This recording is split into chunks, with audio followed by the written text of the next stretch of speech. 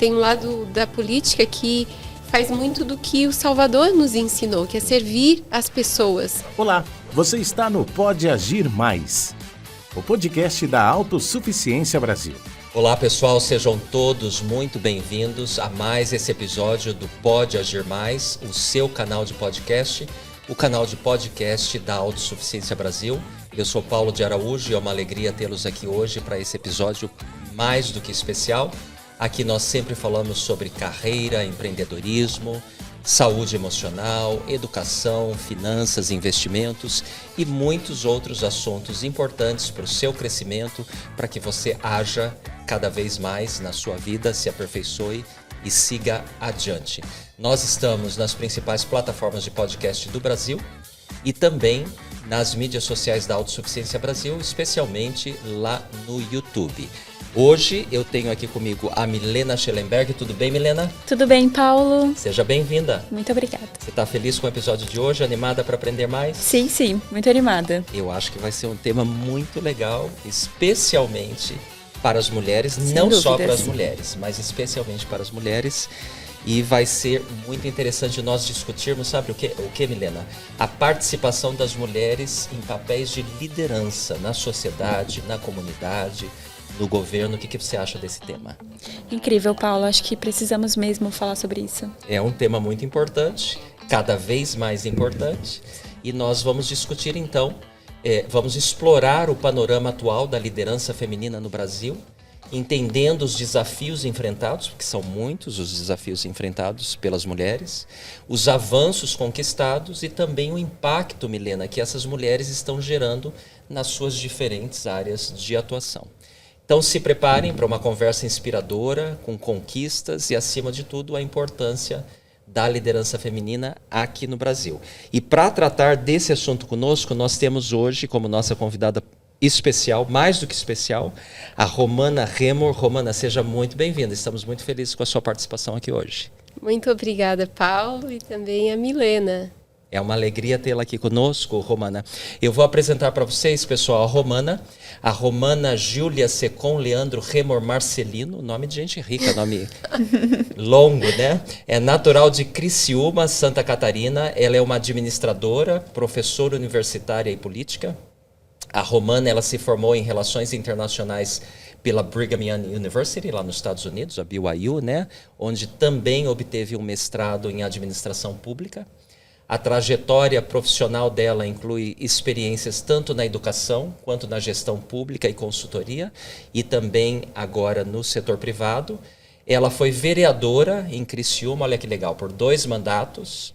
Em 2011 assumiu como deputada federal pelo PMDB de Santa Catarina. Além disso, ela foi também secretária de Estado da Assistência Social, Trabalho e Habitação de Santa Catarina, um cargo bastante relevante na estrutura do governo estadual. Ao longo da carreira, a Romana tem se destacado pela atuação em políticas públicas voltadas à inclusão social, ao microcrédito, que é um assunto muito interessante para nós, e também à agricultura familiar.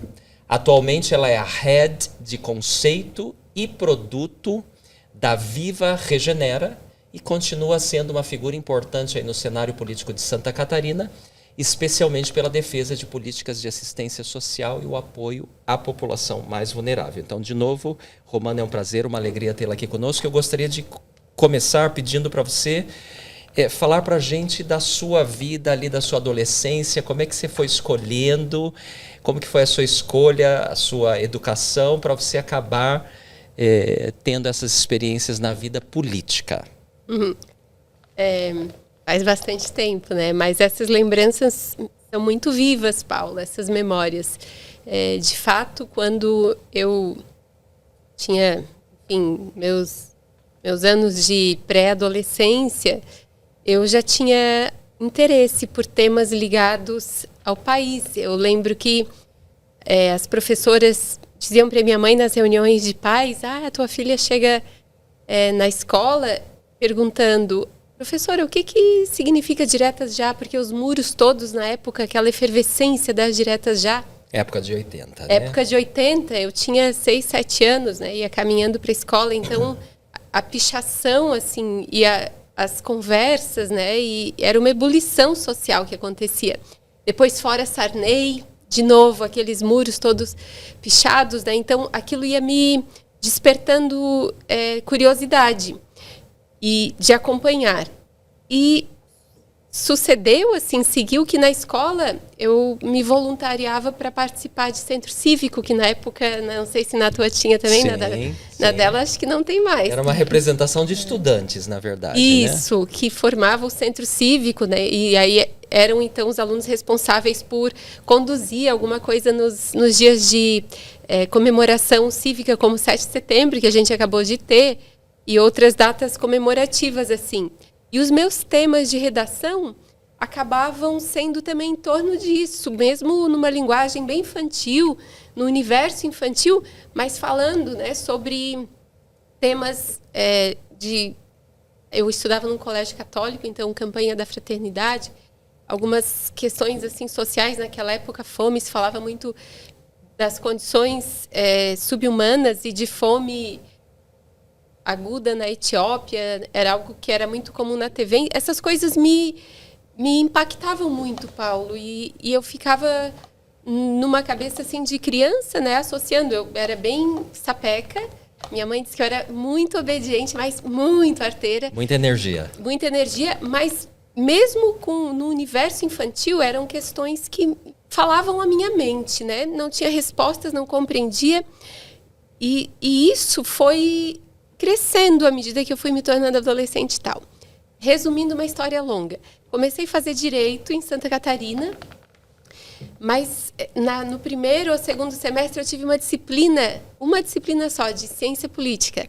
Mudou a minha vida. Despertou a paixão. Despertou ali. A paixão. Que coisa. Eu gostava muito de direito, mas com a ciência política eu disse, é isso que eu quero estudar. Com certeza, mas não tinha curso de ciência política à época. Então, eu comecei a pesquisar, descobri que na BYU havia um departamento de ciência política muito forte. E administração pública, né? Administração pública também. E aí eu fui pensando que eu podia mais. O podcast Agir Mais, né? Então, continuei direito até que tranquei para começar a economizar dinheiro e me preparando para aplicar, para ver se conseguia ser aceita na BYU. E aí foi. Que legal. E como é que foi esse processo de aplicação para a BYU? Você já era fluente em inglês? Foi fácil, não foi? Era muito diferente do que é hoje. A minha filha acabou de iniciar lá essa semana. Então, eu e o meu marido pudemos acompanhá-la. Fomos juntos. Outra vida, outro história. tempo. Na minha época, era tudo diferente. Eu falava inglês porque tinha começado a aprender com os missionários. Eles moravam atrás da casa da minha mãe. Tinha construído uma pequena casinha para os missionários morarem. Então, eu ensinava português para os americanos e eles me ensinavam inglês. E a minha mãe viu que eu tinha alguma facilidade e me colocou, então, para estudar inglês numa escola. Quando eu me apliquei, né, quando eu fiz... eu já falava inglês, fiz o TOEFL e passei, né, mas tinha um processo que era um pouco parecido com o de hoje, bem criterioso, mas tudo via correio. Tradução. Lento o processo. Lento, né? Mais do que é hoje, né? Aí a tradução juramentada de documentos, cartas de recomendação da escola. E eu fiz meio que sozinha esse processo, porque a minha mãe é viúva, cuidando dos 3 filhos, né? As dificuldades que uma mãe sozinha tem. Naquela época, muitas limitações financeiras a nossa família tinha. Os meus irmãos nem acreditavam que poderia ser uma realidade, que eu viesse a ser aceita, e se fosse, que a gente teria condições Como é que é se manter? Sequer ir, assim.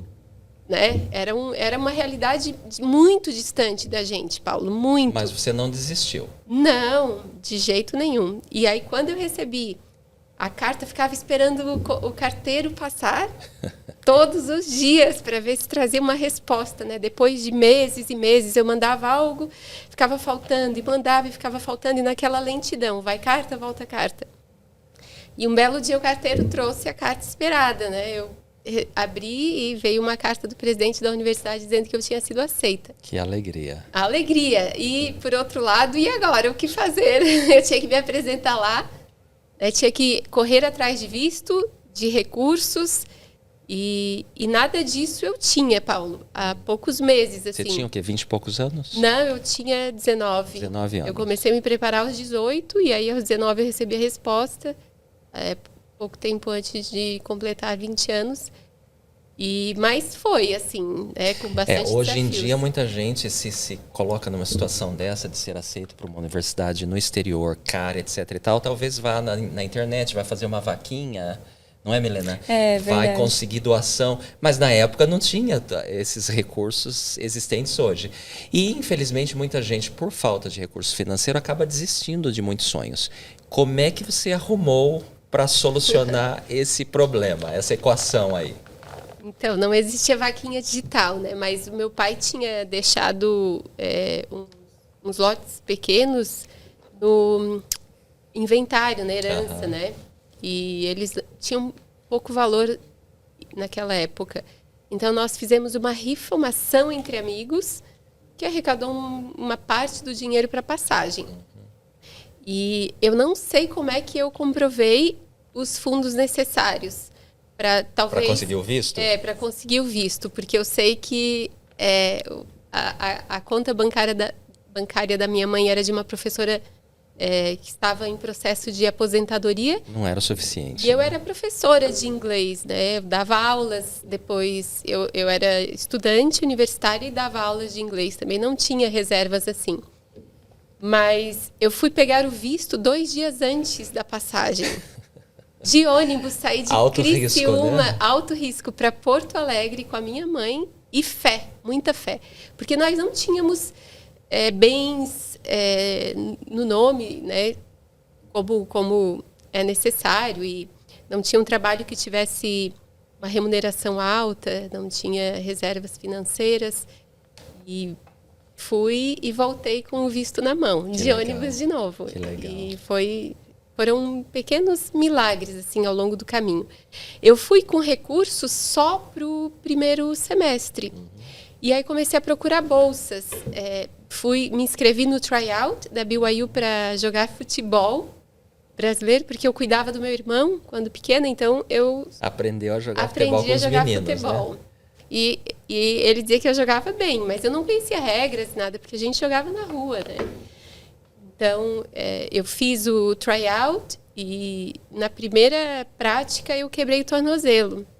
E aí fiquei imobilizada lá por um tempo, mas aí consegui para os semestres seguintes, a cada semestre eu consegui bolsas diferentes, né? E comecei depois a trabalhar na própria universidade, primeiro na lanchonete, depois comecei a trabalhar no departamento de ciência política, fazendo pesquisa para os professores, depois no departamento do mestrado de administração pública. Então foram muitas oportunidades, mas era um passo atrás do outro. Eu nunca tive assim resolvida a minha vida universitária, todos os semestres, não, eu tinha resolvido o próximo passo. Aí um dia de cada vez. Um dia de cada vez. Excelentes lições, Milena. O que você aprendeu com essa experiência que ela acaba de falar? Que lições? Eu acho que o esforço, Paulo, o esforço que ela fez para estudar e como aquilo era importante, né? A educação. Não desistir. Não desistir. Buscar uma solução para cada problema, porque problemas todos têm.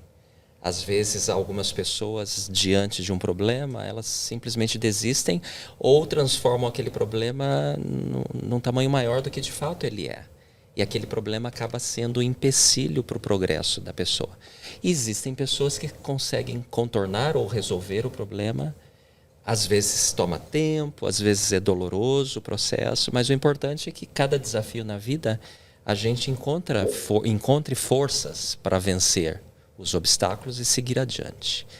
E aí você, então, termina a universidade, termina o mestrado, você ligou uma coisa na outra. E o que você faz depois? Você já volta para o Brasil imediatamente? E aí aconteceu algo super inusitado. No meio do mestrado, eu estava já trabalhando para o Departamento de Administração Pública, o coordenador do mestrado.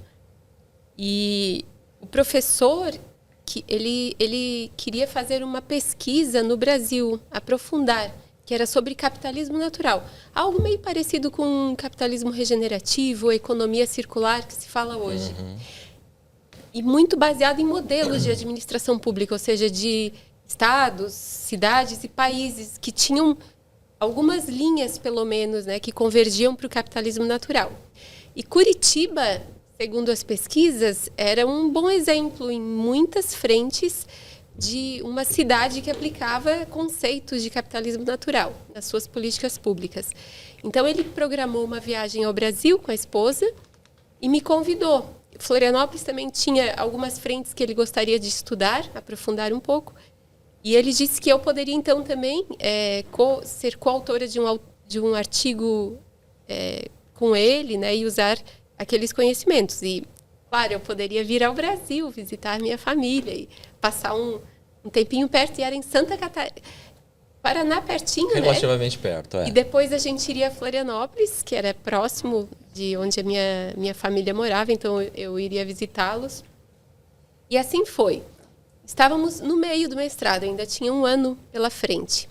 Quando nós voltamos, eles me acompanharam na sede do partido, que eu havia me filiado 2 anos antes de uma outra vinda ao Brasil pelo Departamento de Ciência Política.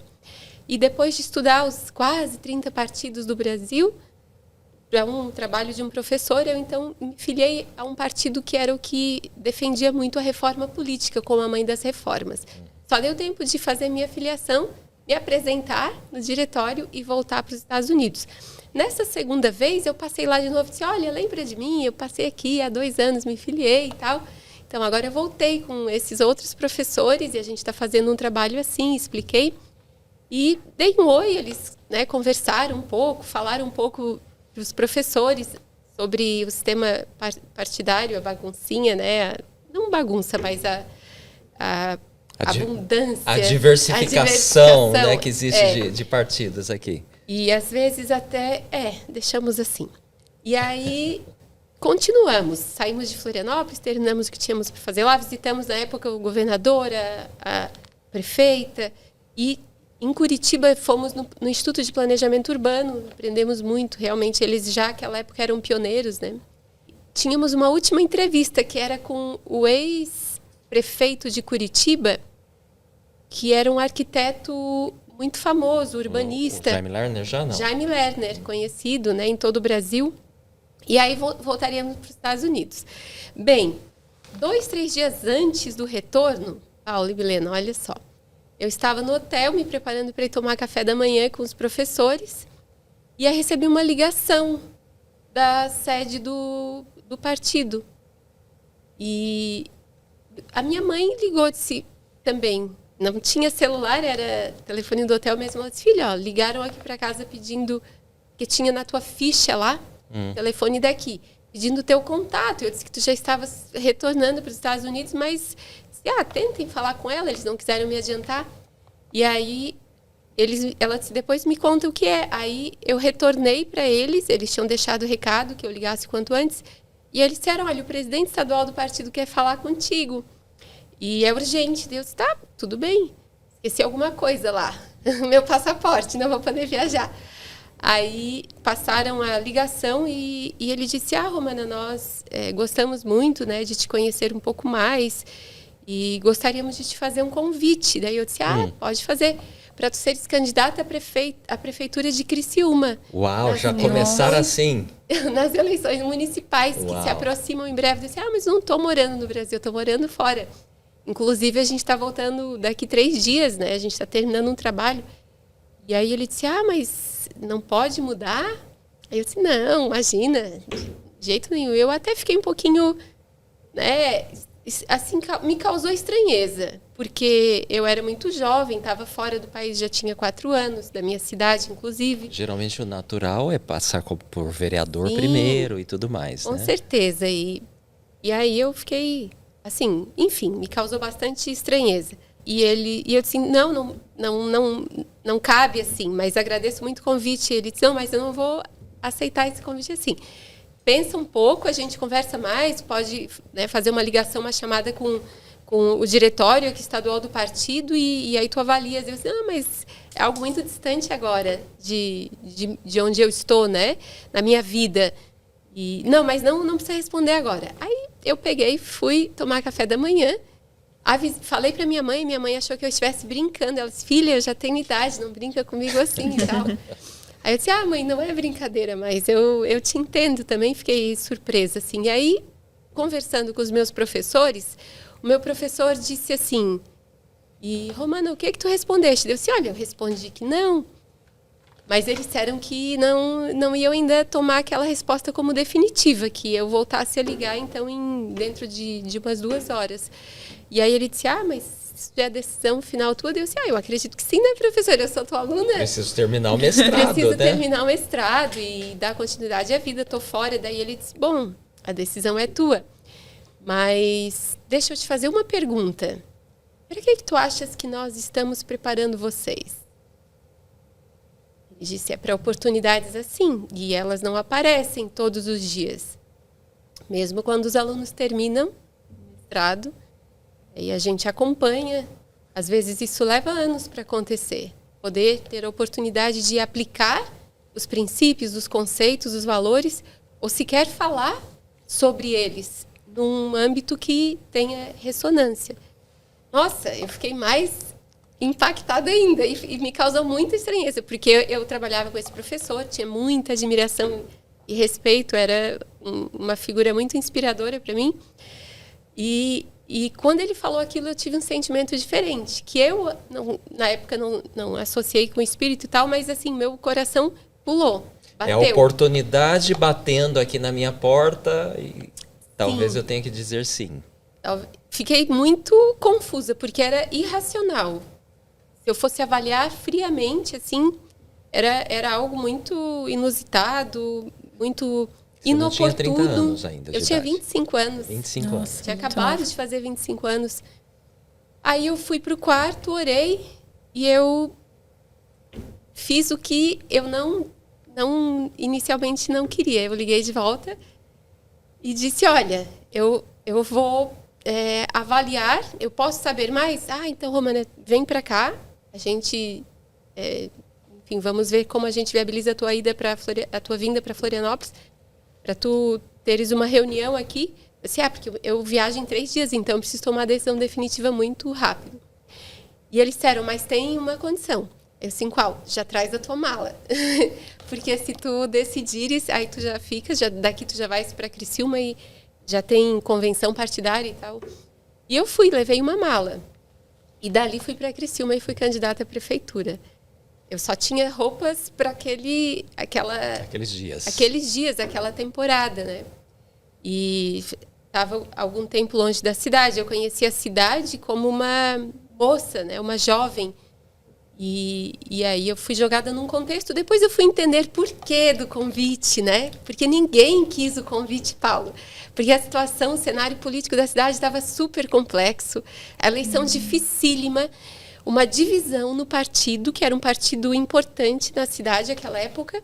Eles já tinham pré-contratado o programa de televisão, porque tinha um espaço bom, tempo de televisão. Mas quem sairia candidato decidiu ir à reeleição para vereador e abriu-se 2 alas. Uma queria apoiar um candidato de um partido X e a outra ala do partido Y, e muitas brigas intensas, internas entre eles. E eu caí no meio desse contexto. E aí eles tiveram um terceiro motivo para se desentender, porque boa parte daquele grupo X, nossa, mas quem é a Romana? De que família ela é? Porque Criciúma, interior, Santa Catarina. Acho que é ligado a alguém importante, né? Nossa, qual é o sobrenome dela? Quem é? Né? O que ela representa? E, enfim. E o outro grupo também. Então, eu caí no meio daquele cenário e um contexto em que a eleição era muito provável para um ex-prefeito que foi super popular, do partido mais forte da cidade. E tudo que eu tive de estrutura foi um excelente programa de televisão à época, mas um partido sem estrutura. E eu tinha um Fusca que tinha deixado já antes de estudar fora, e que foi meu carro de campanha, e assim foi, né? Mas foi um aprendizado que eu não teria tido de nenhuma outra forma. E corri o risco de ser eleita. Na prática, né? Na prática. Eu saí de um traço nas pesquisas, as primeiras pesquisas. Ninguém te conhecia. Ninguém me conhecia. Era um traço, não era um nem dois. E quando começou, então, o programa de rádio, de TV, e eu comecei a ter oportunidade de ir aos debates e falar de ideias, de valores, de princípios. E aí eu comecei a crescer. De forma que perto da eleição, bem perto de terminar o programa de rádio de TV, eu estava empatada em segundo lugar e o que estava em primeiro lugar, que era ex-prefeito, médico, super conhecido, tinha vindo de uma gestão excelente, ele vinha decrescendo e eu crescendo. E eu cheguei a passar um pouquinho, assim, a tendência de crescimento minha, a curva era muito acentuada. Então, se nós tivéssemos um tempinho mais de televisão, talvez a curva se confirmasse.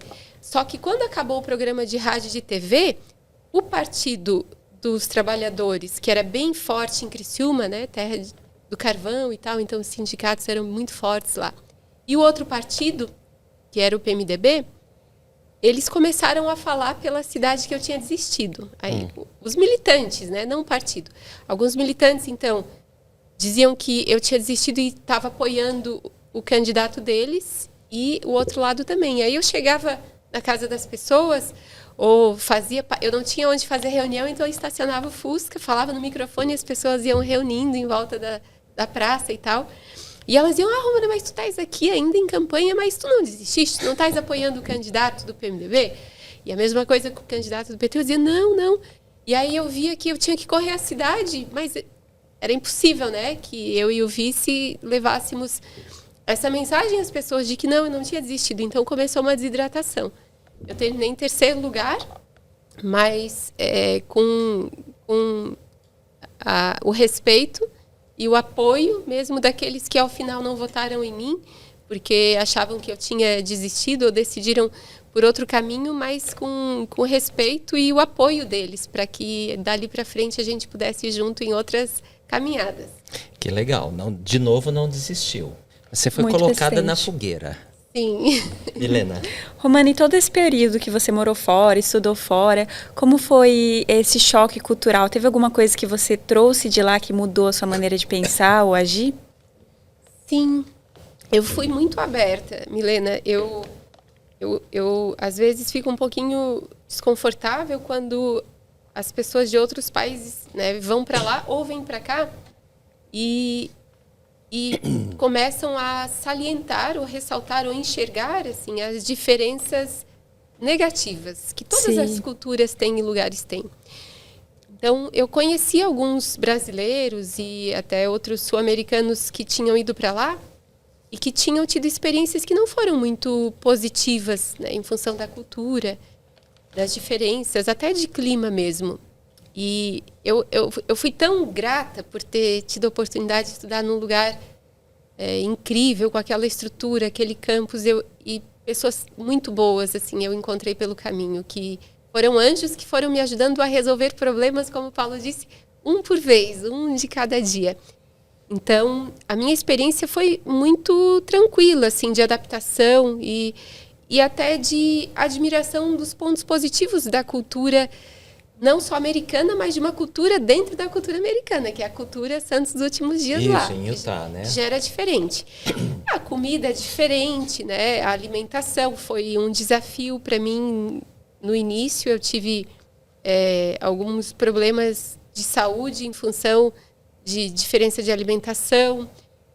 Eu acho que o fato de estar inserida num contexto onde havia muitos membros da igreja me mostrava que havia mais em comum do que diferenças.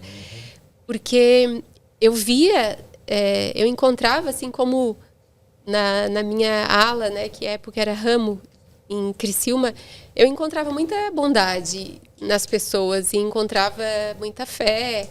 E uma diferença muito grande é que eu via quanto eles e aquele lugar assim já era um lugar pronto. E as pessoas, elas tinham, os desafios dela eram diferentes dos desafios que eu e a minha família tínhamos no Brasil e as pessoas à nossa volta, os nossos amigos. nós ainda estávamos em desafios que eram muito básicos, muito estruturais. Mais relacionados à parte material e tudo mais. Principalmente, né, a parte material, acesso à saúde, acesso à educação, emprego, coisas que eram muito básicas, né? E isso para lá já era muito consolidado e pavimentado. Então, as pessoas tinham outros tipos de problemas, preocupações e planos. Acho que essa era a maior diferença que eu via, né? Os planos que as pessoas faziam, o tempo que elas dispendiam em coisas diferentes. E isso me fazia de novo pensar na situação econômica, no contexto econômico e social do Brasil, né? Que era o país, meu país do coração, mas que era muito, muito intensa a diferença. Legal. E você terminou o mestrado? Eu voltei depois para terminar o mestrado. Voltou depois, terminou o mestrado. Olha, a história dela é fantástica, na verdade, né? Sai do Brasil, família pobre, sem condições, vai para os Estados Unidos, faz universidade, no meio do mestrado vem para o Brasil, é convidada para ser candidata a prefeita de Criciúma, em Santa Catarina. Não deu dessa vez, volta para os Estados Unidos, termina o mestrado, volta para o Brasil. Imagino que nesse ponto você já está decidida que é aquilo que você quer, a carreira política é a sua vida, é isso mesmo? Sim, com certeza. E aí, quais são os próximos passos? Aí eu fui candidata a deputada federal nas eleições seguintes e foi outra experiência muito, muito linda para mim, de muito aprendizado, porque aí não era mais só a cidade, aí era o sul do estado, aquela região ali. E por conta do sistema partidário aqui, e não é nem sistema partidário só, mas da forma com que nós elegemos os nossos representantes, vereadores, deputados estaduais, federais, ou seja, ao legislativo, eu fiz uma votação muito forte, que foi superior a alguns deputados federais que se elegeram por Santa Catarina em partidos menores. Então, eu fiz 56 mil votos, né? Pouco mais. E naquela época houve deputados federais que se elegeram com 32. Porque no meu partido, que era um partido considerado à época de elite, de direita, que era o PFL, os que se elegeram fizeram mais do que isso. É por conta daquele tal de coeficiente. Coeficiente eleitoral, perfeito. Então, eu fiquei na primeira suplência. O que entrou, o último do meu partido, foi 1.000 votos a mais. E fiquei com aquele gostinho, né? Nossa, não acredito, quase. E, de novo, assim, uma campanha com muita adesão espontânea das pessoas. Eu não tinha estrutura partidária e nem financeira que sustentasse uma estrutura partidária. Então, eu tinha muitos voluntários. Muitas crianças que traziam os pais para serem voluntários e ajudar. E aí, dali para frente, eu segui adiante, né? Mesmo não sendo eleita, eu comecei a atuar, uma atuação forte na minha cidade e no sul do estado. Voltei a dar aulas, aí passei a dar aula em universidade lá, já estava formada. E aí me preparei para ser candidata a vereadora em 2008. Por Criciúma. Criciúma. E aí foi meu primeiro mandato eletivo. Eu fui eleita. Foi a terceira maior votação da cidade naquela época, né? Desde sempre, assim, a terceira maior votação histórica. Mas o número de votos nem era o mais marcante. De novo, Paulo, o que marcou, Milena, foi a adesão das pessoas, sabe? Com ideias e valores semelhantes. E para mim, os meus valores são muito permeados pelos valores do Evangelho de Jesus Cristo. E é difícil, né, membro da Igreja de Jesus Cristo, não ter inserido na sua vida, desde a hora que acorda, o que come no café da manhã e o que não come, o que não bebe, até a hora que vai dormir, como trabalha, como se relaciona com as pessoas. Então, era inevitável que na minha atuação política, nas minhas campanhas, que essas ideias, esses valores, esses conceitos não estivessem inseridos ali, porque eles eram parte de quem eu era, não se tratava de uma escolha de trazê-los para perto de mim e apresentá-los às pessoas. E era lindo de ver que eles encontravam eco em muitas pessoas que não eram membros da igreja. E aquilo me dava muita esperança no ser humano mesmo, na sociedade, apesar de tantos problemas e desafios. Porque aquelas pessoas tinham valores comuns, sonhos comuns, desejos comuns para o coletivo. Então, foi lindo. Eu de novo, tive uma votação muito expressiva no Sul. Em 10, quase municípios do Sul do estado, eu fui a candidata mais votada naquela eleição para deputada. Daí fui eleita vereadora e daí começou na prática a experiência, né? E, nossa, aí tem muita história para contar. Que legal. Você ficou, na verdade, 2 mandatos, não é isso? Como vereadora? Eu fiquei 1 mandato, porque daí saí no próximo candidato à prefeitura. Tá. E aí foi quando eu saí do processo político. Uhum. Foi uma decisão minha e do meu marido de que se eu não fosse eleita, que eu então sairia do processo, que nós sairíamos, porque essa altura ele já estava engajado. Não era mais eu, éramos nós. Ele acabou me apoiando integralmente nas campanhas, no mandato, e não poderia ter sido diferente, até para que a nossa família pudesse ficar coesa. Já era mãe à época. Uhum. E ele me complementava e me complementa ainda em muitos aspectos importantes em que eu sei que eu tenho limitações, né? E ele tem bastante habilidades.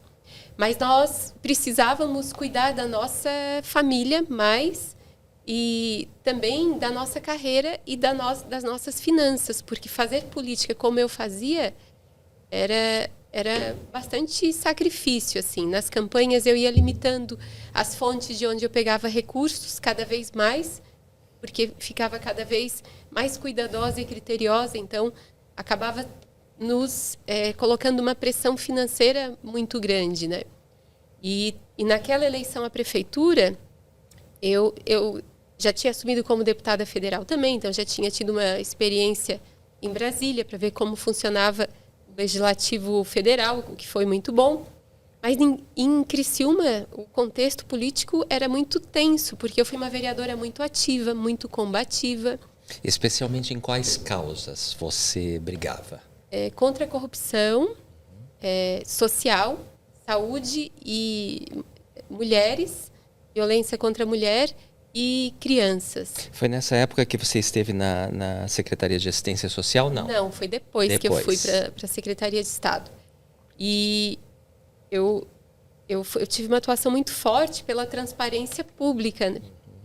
Bom, eu e o Gileno decidimos que se eu perdesse a eleição, nós então sairíamos e daríamos por completa a nossa cota. Carreira pública aí. Isso. E se eu fosse eleita, que eu iria só para aquele mandato e que a gente também sairia. Então, de toda forma, seria depois daquela eleição ou 4 anos depois. Legal. E aí, você então, como que foi essa transição para o executivo na Secretaria Estadual? Aí, quando eu e o Gileno saímos, nós estávamos entre 2 possibilidades, precisávamos tomar uma decisão. Ou nós íamos tentar, eu um doutorado fora e ele um mestrado, iríamos para os Estados Unidos, ou a gente iria começar a empreender. Ele era consultor de planejamento estratégico. Por muitos anos atuou com o pai, eles tinham uma pequena empresa de planejamento estratégico, mas já tinham atuado para empresas privadas, órgãos de governo, em todos os níveis. E decidimos, então, empreender. Nós estávamos morando em Brasília, porque ele recebeu uma oferta de trabalho com consultoria lá. E aí voltamos para Santa Catarina para empreender em Santa Catarina, porque eu queria dar uma cota, né, ainda que como empreendedora, ao meu estado. De contribuição ao seu estado. Pagar imposto em Santa Catarina, Isso que aí. fosse gerar emprego, ainda que fosse um emprego, mas lá em Santa Catarina. Era uma forma de eu devolver, né? Me sentia sempre responsável, especialmente com aquelas pessoas que tinham confiado em mim em tantas eleições e tal. E aí nós voltamos e começamos uma empresa de importação e distribuição de alimentos orgânicos e alimentos saudáveis. Em Palhoça. Ficamos na metade do caminho entre Criciúma e Itajaí, porque a gente fazia muita coisa pelo porto, né, de Itajaí. E pouco tempo depois, eu fui na posse do governador, que era vice de Santa Catarina, e assumir no último ano, porque o titular por alguma razão, iria sair para se candidatar a algo. E o vice, por sinal, tinha sido meu adversário na primeira eleição. Era aquele médico que estava indo à reeleição, que era muito forte e tal, e algumas pessoas atribuíram a derrota dele a mim. E ele assumiu como governador, convidou meu irmão e pediu que ele me convidasse. Eu fui com o Gileno. E aí, quando eu o cumprimentei, ele disse, eu preciso conversar contigo. Aí eu disse, meu irmão tem meu contato. Só que eu senti algo diferente. Eu senti que, me deu um frio na barriga. E eu falei para o meu marido na volta, eu disse, tomara que não seja um convite, né? Porque você, na sua cabeça, já tinha se desligado do mundo político. E a vida estava tão mais calma e a gente estava começando a reequilibrar os aspectos da vida para que ela tivesse balanço, então, o financeiro, o profissional, a vida familiar. A gente ainda estava no começo da trajetória de uma empresa, né, que estava no 3º ano. É muito pouco, ela ainda precisava se provar, se consolidar, estava indo bem, mas precisava ainda e dependia muito de mim e do Gileno, que éramos os 2 gestores. Mas, olha, poucos dias se passaram e veio um convite uma ligação da Casa Civil, e pedindo que eu fosse conversar com o governador. Eu tinha certeza que... Era um convite. Que era um convite. E aí eu não conseguia mais dormir, frio na barriga direto, e eu orando, Senhor... Geralmente a gente não fala não ao governador, como a gente não fala não ao bispo, ao presidente da estaca. Exatamente. Mas o Gileno e a minha filha, Martina, eles me incentivaram muito, porque eles sabiam que eu tinha ainda um desejo ardente de servir. E que aquilo podia ser uma oportunidade. Mas ele sabia que eu ia ter que conciliar com a empresa, porque eu não ia poder parar, né, minha atuação na nossa pequena empresa. Aí eu decidi que não. Eu fui dormir na noite anterior e racionalmente eu decidi que eu ia agradecer muito pela oportunidade, pelo convite, pela confiança. Mas que ia explicar o momento, né, da minha vida e ia dizer que não. E aí eu praticamente orei a noite inteira, né, para me preparar para essa resposta. E aí fizemos um conselho de família, eles entenderam, a filha e o marido, e eles sempre me apoiando em todas as decisões, e fui. E aí quando eu expliquei a minha situação de vida e tal, e disse não, ele disse, mas eu não vejo problema nenhum, eu acho que tu tens capacidade. Resumindo, não se diz não, eu saí de lá dizendo sim. E aí assumi em seguida como secretária de Estado, numa área que me tocava profundamente o coração. Ação social. Que é cuidar dos mais vulneráveis. E foi um período, assim, foi um ano de, experiências muito sagradas. Muito, muito. E bem intenso, porque eu acordava muito cedo para poder fazer meu turno e dar minha cota, minha contribuição na empresa. Deixava, às vezes, quando conseguia, o almoço pelo menos pronto para minha filha, para ela me sentir presente de alguma forma. E eu voltava para casa perto das 8 da noite, que era quando terminava, então, a minha jornada como secretária de Estado. E foi maravilhoso, assim, foi muito especial. Eu imagino, muito obrigado pelo seu serviço público. Eu acho que tem muitos jovens que são idealizadores.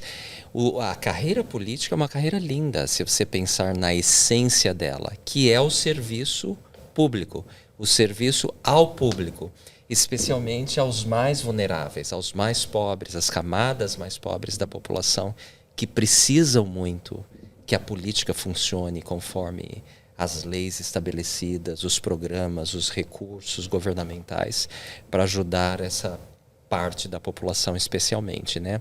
Quais são os conselhos, Romana, que você daria a alguns jovens, talvez eu digo alguns, porque não é muito comum ter jovens que querem seguir a carreira política, mas alguns idealizadores que, como você, gostariam de seguir essa carreira? Olha, espero que a gente possa ter cada vez mais jovens, né? Porque, como tu disseste, assim, tem um lado da política que faz muito do que o Salvador nos ensinou, que é servir as pessoas. E claro que em todas as áreas de atuação profissional, a gente sabe que é a distorção. Né? E no meio político, infelizmente, muito exacerbado, porque ali existe poder e dinheiro. E dinheiro, as duas coisas juntas pode ser um problema enorme. Que corrompem as pessoas, acho que mais do que tudo. Mas aí é que a gente precisa de mais jovens idealistas, né, e com valores que possam fazer a diferença. Paulo e Milena, se envolver, comparecer. É assim que se começa, né? Se apresentar. Se eu não tivesse me filiado a um partido a primeira vez que eu fui fazer um trabalho para o Departamento de Ciência Política, não teria tido as oportunidades que eu tive na vida pública, na carreira política. Quando voltei com os meus professores, me apresentei de novo no diretório estadual do partido. Então, em inglês tem uma palavra que é show up. Tem uma oportunidade, foi convidado, show up. Aparece e comparece e contribui de alguma forma. Se tiver oportunidade, fala. Se não tens o que falar e estás com mais perguntas do que com constatações, pergunte. Se apresenta, show up. Levanta a mão. Ergue a tua voz. Ou, no mínimo, te voluntaria para ajudar em uma campanha de alguém que tu acreditas, que tu gostas, que tu tens afinidade com as ideias. Então, são formas de começar. Há outros fóruns que não são necessariamente o de partidos políticos, por exemplo. Tem conselhos de juventude nos municípios e nas cidades. Olha quantos nossos jovens que são membros da Igreja de Jesus Cristo dos Santos dos Últimos Dias, que têm os princípios que eles têm, a vontade de servir. Valores morais e éticos altos. As habilidades, o intelecto limpo. E era exatamente disso que eu queria comentar também, Paulo. Com a religião tão enraizada, Romana, nos seus valores, como foi para você? Você sofreu algum tipo de intolerância religiosa? Como você fez para defender a sua fé nesse meio? Nossa, isso... Agora, felizmente, as pessoas... Primeiro porque a Igreja de Jesus Cristo dos Santos dos Últimos Dias, felizmente, tem saído da obscuridade. Então, as pessoas não confundem mais, né, ou não falam mais sobre a igreja como uma seita. De forma preconceituosa, de uma forma preconceituosa e pejorativa. Na época, nossa, havia algumas associações, assim, chegavam a ser até infantis, de tão absurdas e irracionais, mas acontecia. E éramos... Então, mais desconhecidos. Então, sim, Milena. Porque eu, especialmente no estado que é bastante conservador, onde a colonização italiana, especialmente na região sul, então, predominantemente as pessoas têm uma fé, ou pelo menos tinham uma religião, ainda que não fossem praticantes. Então, eu senti muito isso, porque eu era membro da Igreja de Jesus Cristo dos Santos Últimos Dias, que era a minoria da minoria. Eu era mulher, eu era muito jovem e eu era pobre. Nada a seu favor, Romana. Nada a favor, candidata a todos os tipos de preconceito. Sim, exatamente. Então, sim. E isso me deixou mais resiliente, né? E fortaleceu as minhas convicções e a minha coragem de falar sobre quem eu era. Mas me sentia desafiada o tempo todo, em xeque, né? Nunca... estava sempre em guarda. E hoje, para os jovens também, por razões diferentes, internet, redes sociais, né? Mas os jovens precisam ocupar esses espaços, sim. Eu espero que eles possam usar não só os desafios que são diferentes hoje, como um trampolim, um impulso, mas também as facilidades de se comunicar, de se locomover. Antes tudo era mais difícil. Para que eles ocupem esses espaços, procurem os conselhos de juventude, os conselhos diversos da cidade, participem de organizações não governamentais. A igreja nos ensina o tempo todo. A gente tem uma escola maravilhosa, né? Mãos que Ajudam. Mãos que Ajudam. E por aí vai. Mas servir, fazer boas escolhas, conversar sobre política, já é uma atuação política muito necessária. Então, já é um começo. Excelente. E, além disso, os jovens sempre trazem um frescor de novas ideias, novos ideais, né? A participação deles é muito importante, renova o sentimento de esperança na população como um todo. Muito legal isso. Você citou as mulheres. Anos atrás era muito mais difícil para as mulheres se envolverem na política, na carreira pública de modo geral. Hoje as coisas teoricamente estão melhores, porque inclusive existem leis que protegem, existem cotas nos partidos, etc. Mas que mais você acha que falta para que as mulheres brilhem mais nas carreiras públicas, tenham oportunidades como gestores públicos? Quais são suas ideias sobre esse assunto?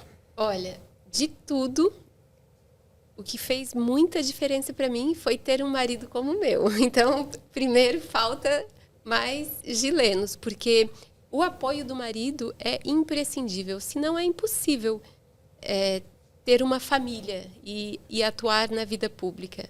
Porque demanda muito, né? Demanda muito, demanda tudo, Paulo. E, então, só era possível porque ele me apoiava em tudo. Então, quando fui eleita vereadora, eu ainda estava amamentando a Martina. E ela já tinha passado dos 2 anos, mas eu sabia que era importante para a saúde dela e tal. Então, muitas vezes, só era possível porque ele ia à sessão e aí nos intervalos, ela ficava por lá com ele cuidando. Nos intervalos eu ia, amamentava, ficava um pouco com ela. Aí voltava a atuar. Em campanhas, eles iam, ele levava e cuidava dela. Então, eu ficava segura que ela estava bem, mas estava perto de mim. Porque eu não queria ficar longe da minha filha. Então, eu tinha não só o apoio moral dele, eu tinha o apoio prático mesmo, o envolvimento dele, a participação dele. E, além disso, é importante que haja mais apoio das próprias mulheres. E a gente entenda que a gente precisa muito de colaboração, a gente precisa muito de rede de apoio das mulheres.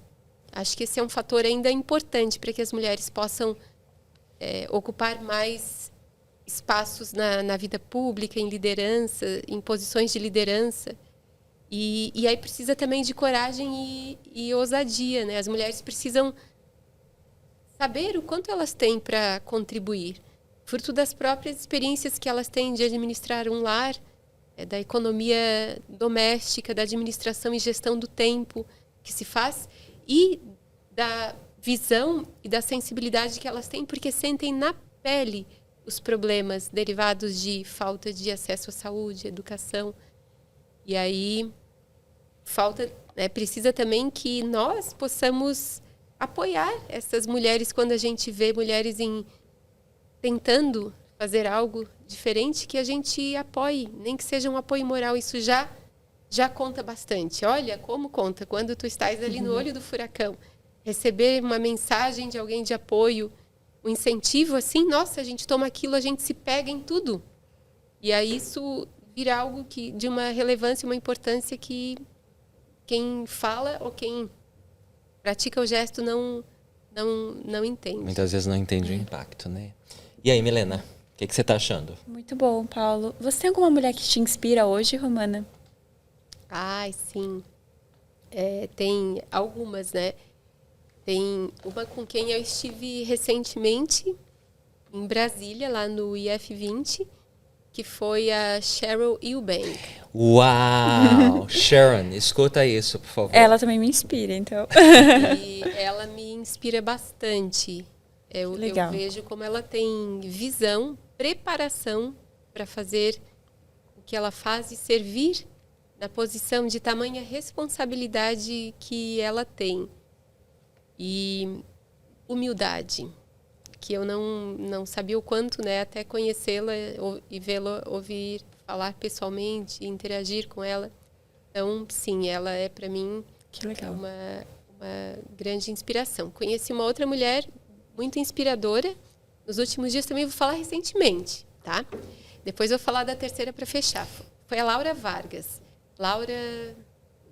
Vargas, tem um outro sobrenome. Ela é do Peru. E ela esteve conosco no seminário sul-americano há 2 semanas, da Fundação Roble del Sur. Foi uma das nossas painelistas. Ela é a diretora executiva da Iniciativa Interreligiosa pelas Florestas Tropicais, que é chamada de IRI, Interfaith Rainforest Initiative, que tem no Brasil também a contraparte. E além disso, ela é secretária do Conselho Interreligioso do Peru. E, além disso, ela participa de inúmeras outras coisas ativamente. E ela, não quero errar, mas assim, ela tem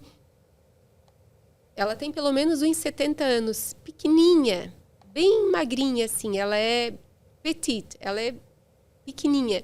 Tem até uma foto minha, vou até postar nas minhas redes. Que você se sentiu grande com ela. Nossa, muito. É uma gigante. E aquela idade, usando o tempo, ela falou sobre as iniciativas de religiões em prol da proteção e conservação das florestas tropicais. A Amazônia, inclusive, não é só nossa aqui, ela é importante para outros países sul-americanos e para todo mundo. Então, e ela é a líder desse movimento interreligioso. E ela falou com tanta sensibilidade, com tanto vigor e com tanto conhecimento de causa.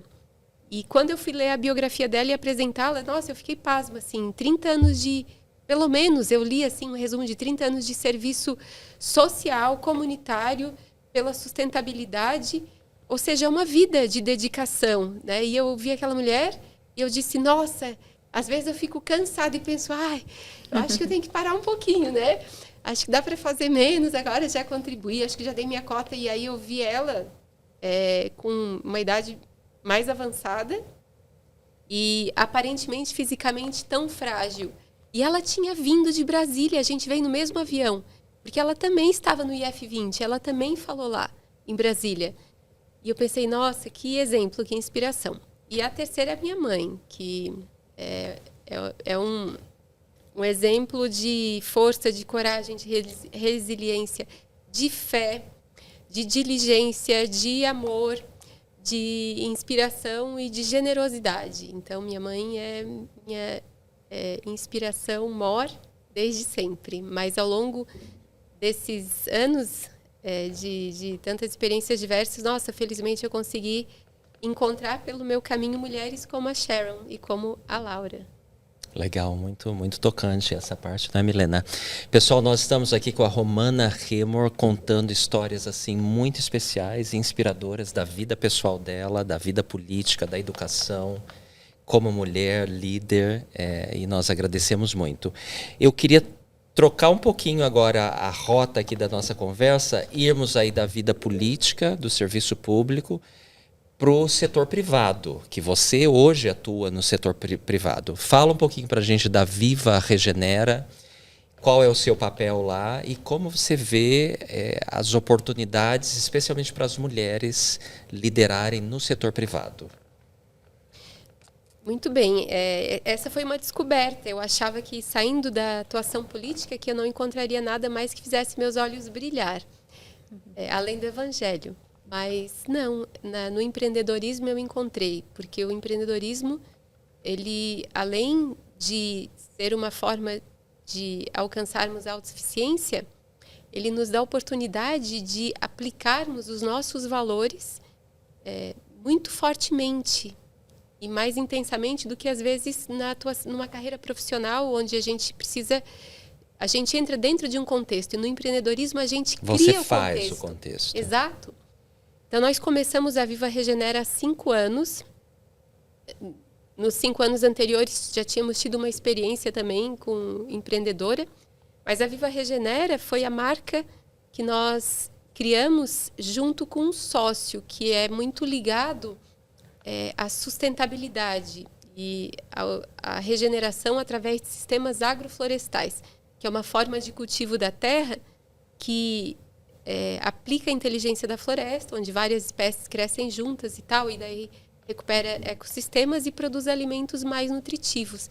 Então, hoje nós temos aí uma linha de alimentos íntegros minimamente processados que provêm de sistemas agroflorestais ou de extrativismo sustentável da Amazônia, né? E que, portanto, ajudam a manter a floresta viva, porque fomentam uma teia produtiva que faz com que haja renda para povos originários, povos tradicionais amazônicos, e eles permaneçam na floresta, porque eles são os guardiões.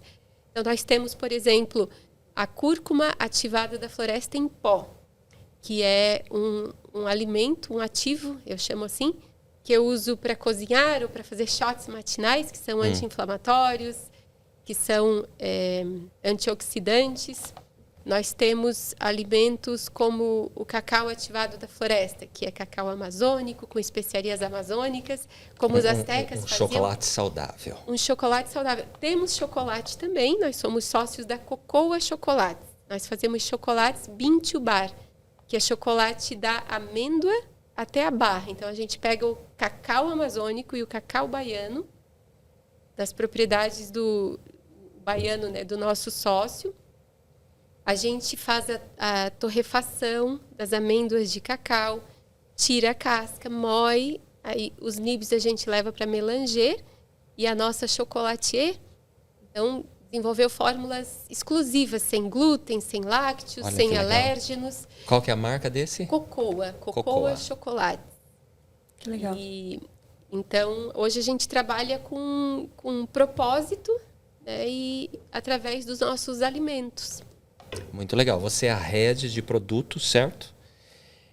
Qual que é a sua atuação no dia a dia na empresa? Eu divido com o Gileno, de novo. A gente divide a vida, né? Tudo. Então, ele cuida da parte de inteligência de mercado e finanças estratégia, e eu cuido da parte de conceito. Então, para que a gente sempre se mantenha leal ao propósito da empresa. A parte de impacto positivo, impacto generativo, é muito importante para a gente. Isso deve ser um cacoete que eu trago da atuação política, porque eu sempre acho que a gente tem uma missão a cumprir.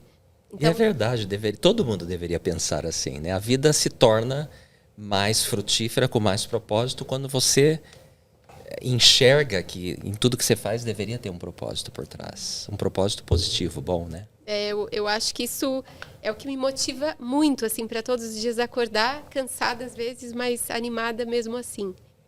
Aí eu cuido dessa parte de conceito, muito voltada para o impacto positivo, inovação e produtos. Então, desenvolvimento de produtos, né, essas criações de fórmulas e o uso que se dá, para que serve, o que mistura com o quê. Isso parte muito de mim. E aí, por conta da inovação, a parte de comunicação e marketing, eu também acompanho a equipe. Legal. Alguma pergunta, Milena? Não, Paulo. Um encontro super legal com a Romana, contando experiências tão importantes para nós. Romana, talvez você pudesse terminar dando alguns conselhos, especialmente para as mulheres que querem empreender ou que já estão empreendendo, mas têm alguma dificuldade. Ou aquelas mulheres que estão no mundo corporativo e que às vezes não encontram o seu próprio espaço. O que você falaria para essas pessoas? Primeiro, mulheres, façam o curso Como Iniciar Meu Negócio. Excelente, obrigado. Grupo de autossuficiência, iniciar e melhorar meu negócio. Você chegou a fazer? Sim, eu não poderia dar essa sugestão se eu não tivesse feito. Quando eu e o Gileno ainda estávamos em Brasília, planejando iniciar no empreendedorismo, que era algo novo para a gente. A gente ia meio que começar do zero, né? Era um mundo novo. Primeira coisa que passou na nossa mente, vamos fazer o curso da igreja. E fizemos lá em Brasília. E como nos ajudou? Lembrando aqui, Romana, só botando um parênteses aí, que esse material, pessoal, Iniciar e Melhorar Meu Negócio, completamente gratuito. A versão digital está à disposição de todos lá no site da Autossuficiência, autossuficiência.org.br, ou na Biblioteca do Evangelho. Você vai lá na pasta Ajuda para a Vida e todos os materiais estão lá à disposição de todo mundo. Excelente material, tanto do ponto de vista espiritual quanto prático mesmo. Uhum. Então, nos ajudou a criar uma base onde nós pudéssemos depois cultivar outras ideias e aprendizados sobre empreendedorismo, administração privada. Então, esse é o primeiro ponto. Segundo, descobre o que faz teus olhos brilharem, o teu coração cantar. Por quê? Porque não é fácil empreender. É desafiador, como em muitas outras carreiras. Então, os desafios vão vir, especialmente no Brasil, né, que tem inconstância. Cada dia é uma aventura, né? Exato. As turbulências políticas e econômicas afetam muito ainda os negócios, especialmente os que estão iniciando. A gente sabe que existe burocracia, enfim, as pessoas saberão. É bom que não saibam tudo de uma vez. Isso. Deixa os desafios virem dia após dia, e aí a gente vai administrando. Mas eles virão. E o que faz a gente levantar com ânimo, apesar de às vezes estar muito frustrado ou muito cansado, é o ânimo. E é o propósito, é acreditar naquilo que tu fazes, que aquilo agrega valor à sociedade, que aquilo é bom. Eu sou a maior cliente da Viva Regenera e possivelmente top 3 da Cocoa. A nossa sócia, que é chocolatier, talvez ela seja a número 1. Mas olha, é uma concorrência bem forte. Porque eu sou apaixonada, eu uso tudo que a gente faz. Eu viajo, a metade da minha mala, eu fui para os Estados Unidos e levei uma mala inteira para a gente passar essa temporadazinha lá, das nossas coisas. Agora eu voltei para ficar esses dias aqui, pelo menos 1/4 da minha mala eu trouxe de volta, porque estão no meu dia a dia. Então, encontra o que tu gostas. E aquilo que tu tens, ou habilidade ou vocação. Porque pode ser que tu tenhas gosto, mas não tenhas ainda habilidade. Tudo bem. Se é algo que realmente te interessa, você vai atrás. Vai atrás e adquire habilidade. Eu diria que esses são os primeiros passos. Mas o curso, sem dúvida nenhuma, é o primeiro, porque ele vai te abrir a mente para possibilidades. Depois tem que buscar habilidades e aí buscar aprender. E hoje só não aprende quem não quer, Paulo. Educação gratuita, online, de fácil acesso. Só o que a igreja oferece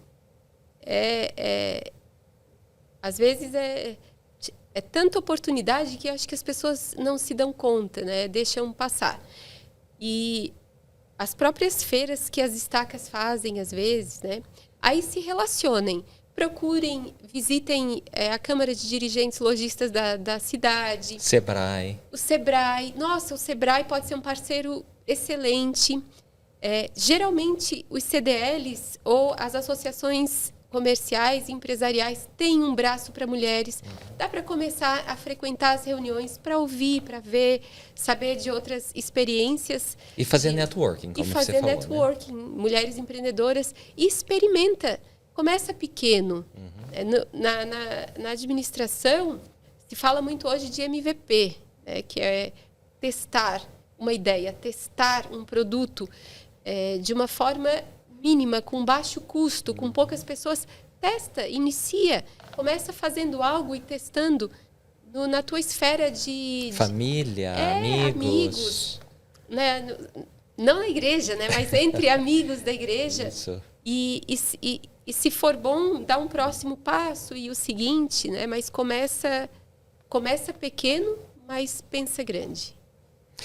Excelente, muito inspirador. Ficamos muito agradecidos. Como é que as pessoas te encontram, Romana, nas mídias sociais?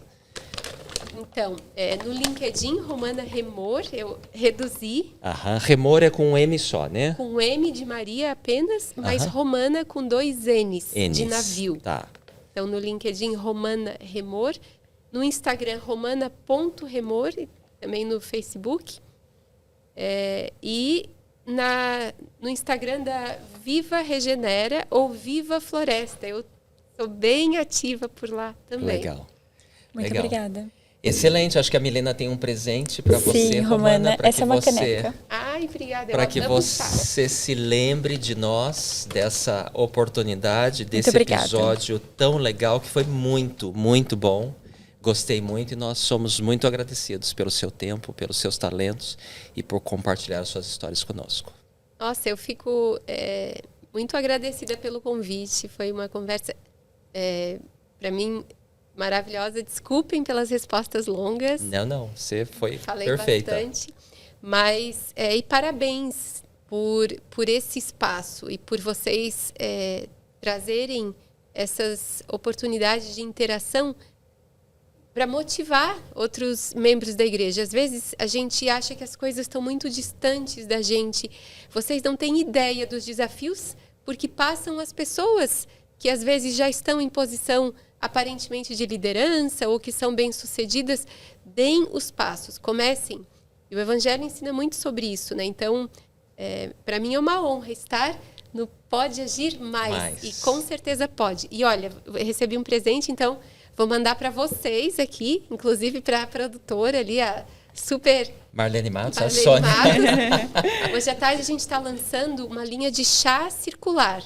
Olha só. Que legal. Que é baseado no conceito de design circular de alimentos, economia circular. Eu vou mandar para vocês experimentarem nessas canecas bonitas aqui. Vamos com Muito certeza. obrigada. Muito obrigado. Pessoal, hoje nós tivemos aqui a Romana Remor, foi um super episódio.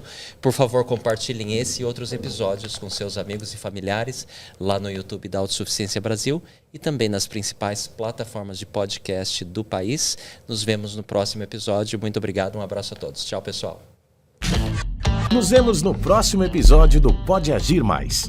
Todos os episódios do Pode Agir Mais estão disponíveis em vídeo no canal do YouTube da Autossuficiência Brasil e em áudio nas principais plataformas de podcast do Brasil.